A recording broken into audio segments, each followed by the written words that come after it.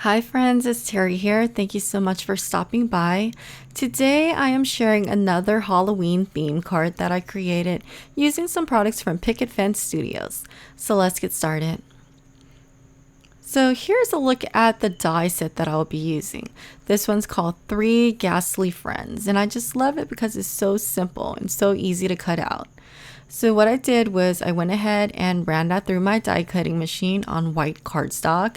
And I did that a few times to make sure that I had enough ghosts to place onto my A2 size cardstock. Okay, and once the white cardstock were all cut out, I went in and backed that up with black cardstock.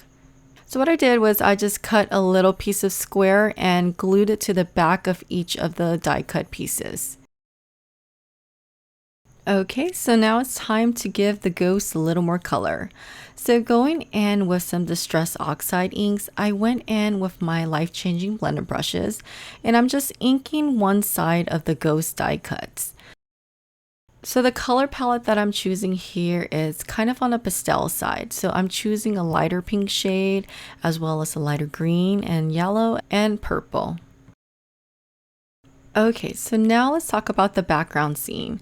So the background, I'm going in with a stencil by Picket Fence Studios, and this one is called Shadow of Leaves. And I'm placing that on top of black cardstock.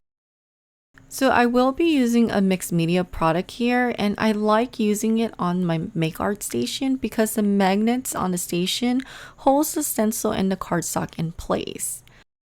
I'm going in with paper Glitz. This one is Black Rainbow, and I love this paper Glitz because it's black, but then it has all these speckles of glitter in it. I guess that's why it's called Black Rainbow. It definitely has a rainbow color palette in there mixed in with the black, which I find it very unique.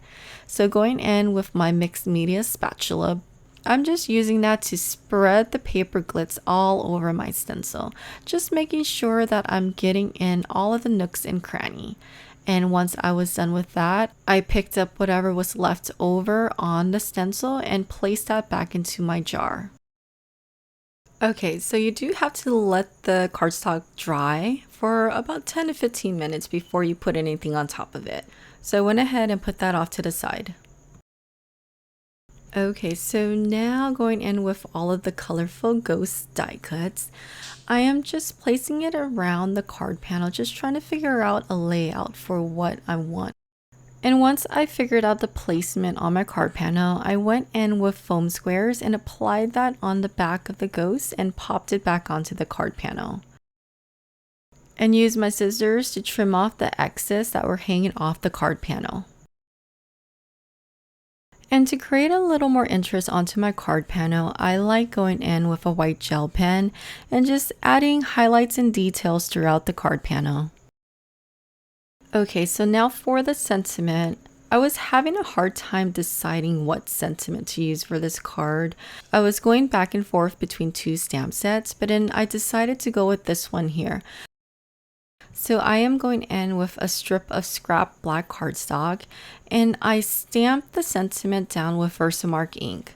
Versamark ink is a sticky clear ink that will hold on to the embossing powder. So I went ahead and did that, and now going in with my white embossing powder, I sprinkled that on top of the ink sentiment and heat set that with my heat tool. Okay, so off screen, I went ahead and trimmed down the sentiment and added it onto my card front. And that's it. This completes the card. I hope you found some inspiration in this tutorial, and please don't forget to thumbs up and subscribe. I would love it if you came on over to visit me on my Instagram account at Cloudy Coral Designs. Okay, have a wonderful day. Bye-bye.